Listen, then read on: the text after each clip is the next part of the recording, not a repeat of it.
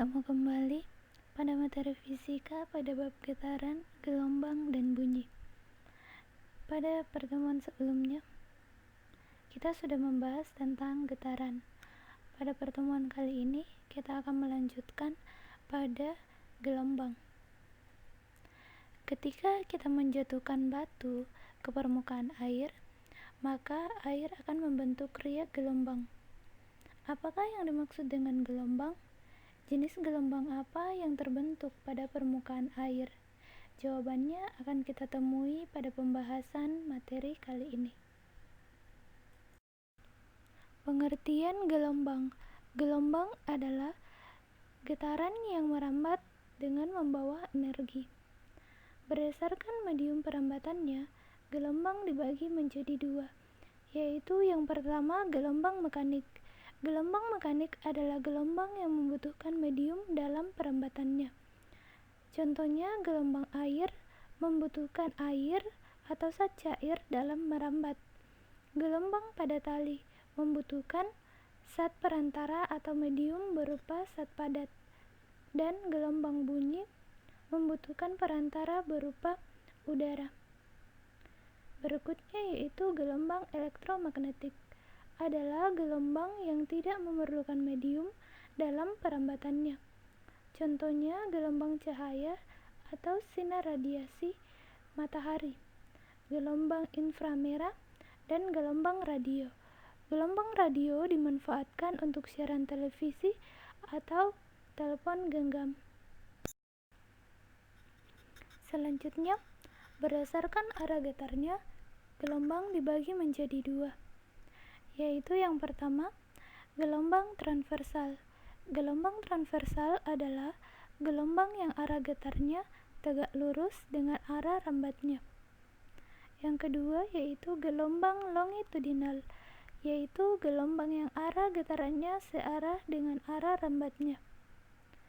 Contoh gelombang transversal yaitu gelombang pada tali dan gelombang air. Permukaan air yang dijatuhkan batu akan terbentuk riak gelombang.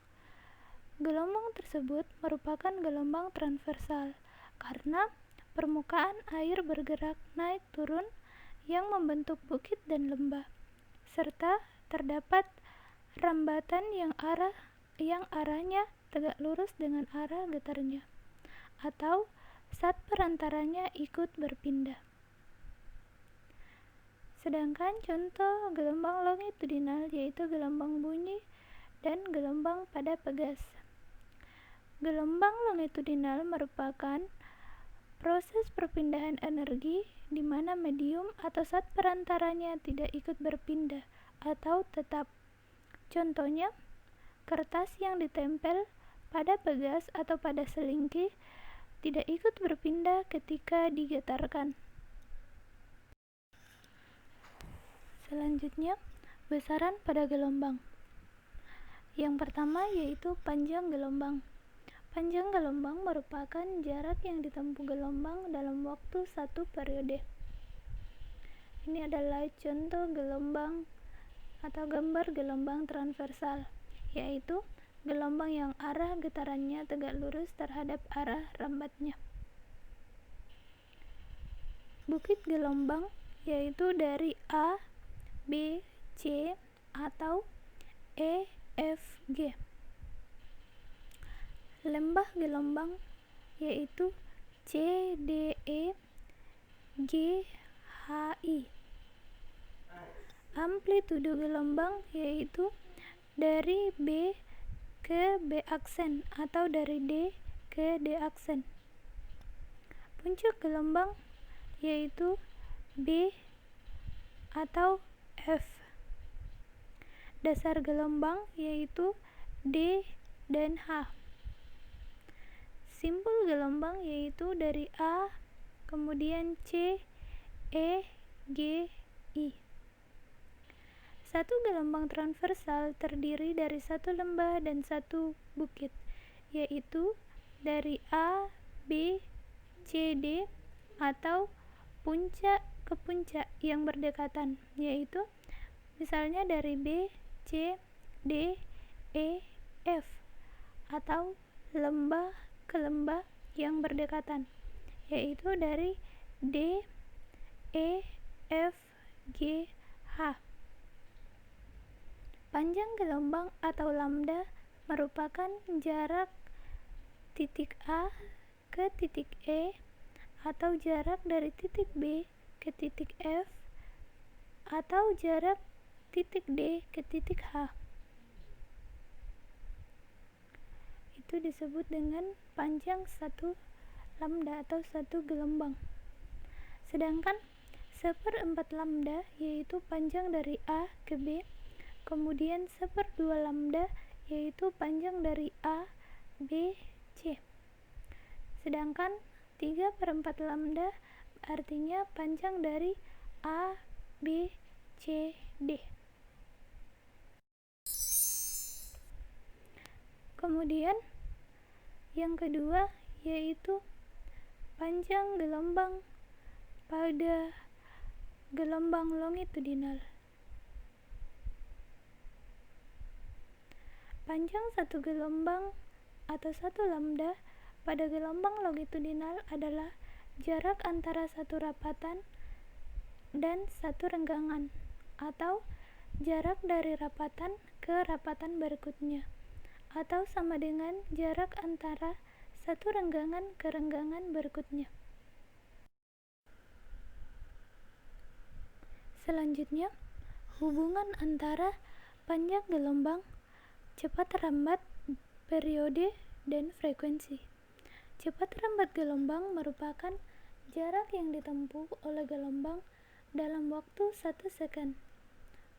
Tabel hubungan antara panjang gelombang, cepat rambat, periode, dan frekuensi. Pada tabel yang pertama yaitu panjang gelombang.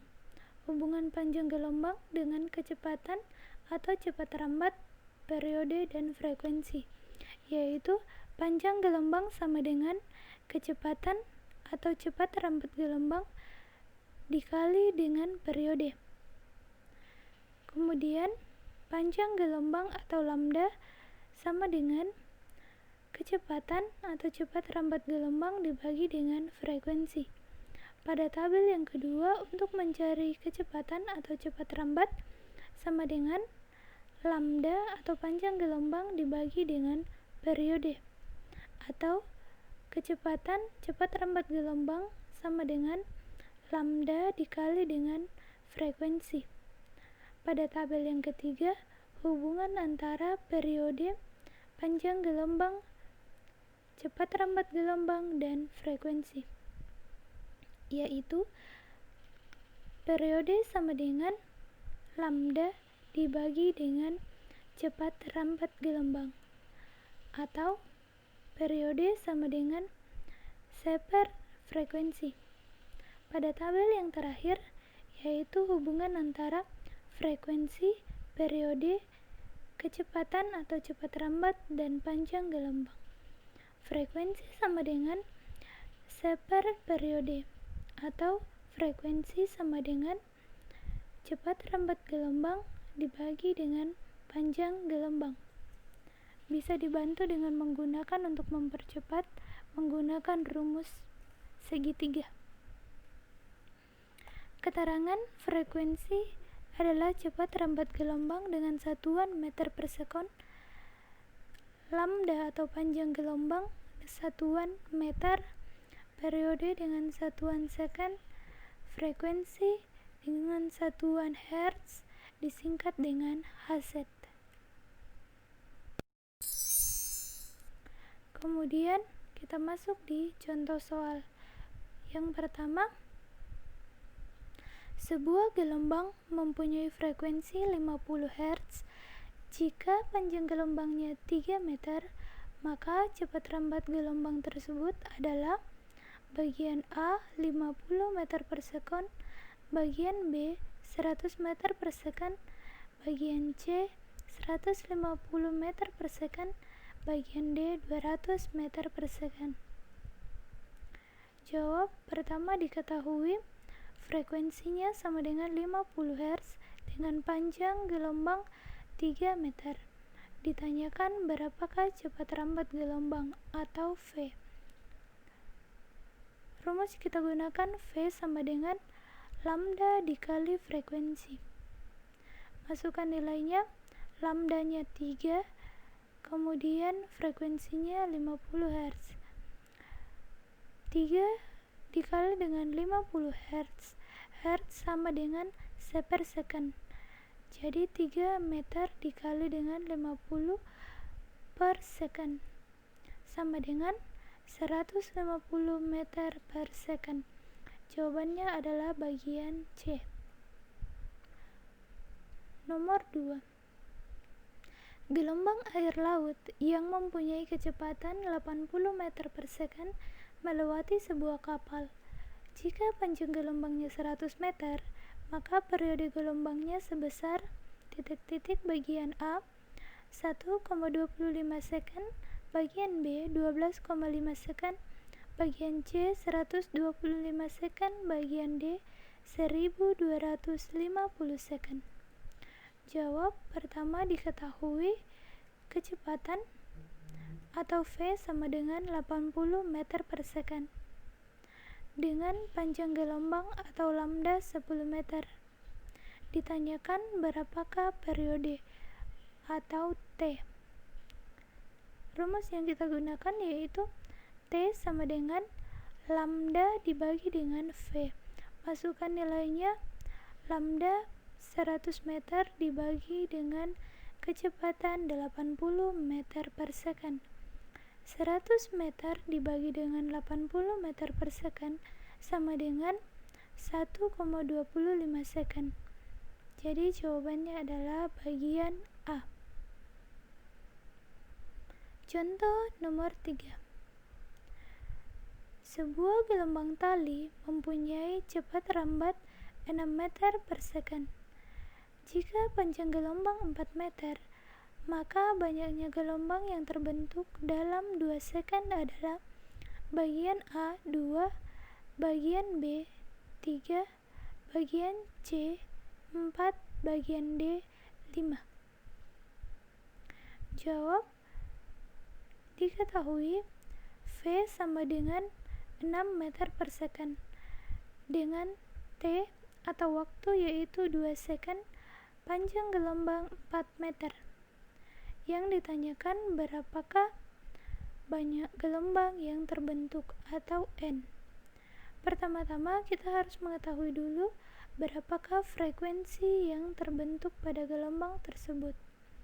F sama dengan V dibagi dengan lambda. Masukkan nilainya, V sama dengan F 6 meter per second dibagi dengan lambda 4 meter. 6 dibagi 4 yaitu 1,5 Hz. Banyak gelombang yang terbentuk dalam waktu 2 second adalah F sama dengan N per T. Jadi N sama dengan F dikali dengan T. Sehingga kita mendapatkan N sama dengan F-nya yaitu 1,5 Hz dikali dengan 2 second. 1,5 Hz dikali dengan 2 second sama dengan 3.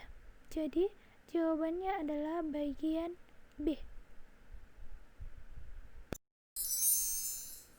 Sekian pemaparan kita pada materi gelombang pada pertemuan kali ini. Kiranya dapat membantu dalam belajar. Terima kasih.